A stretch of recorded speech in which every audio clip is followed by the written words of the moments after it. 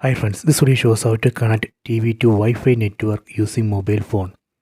Go to settings. Select settings icon from top right corner. Go to network and internet. Go down. Select quick connect. It says scan QR code to join.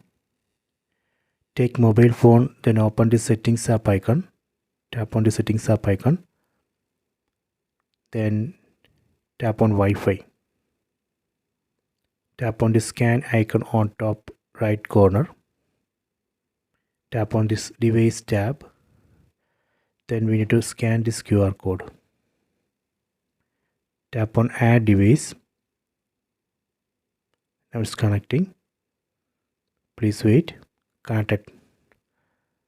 So this way we can connect TV to Wi-Fi network using mobile phone. See, now TV is connected to Wi-Fi network Wi-Fi 2024. Let me go to top. Here you can see TV is connected to Wi-Fi network Wi-Fi 2024. This way we can connect both the TV and mobile phone to same Wi-Fi network. We can try this.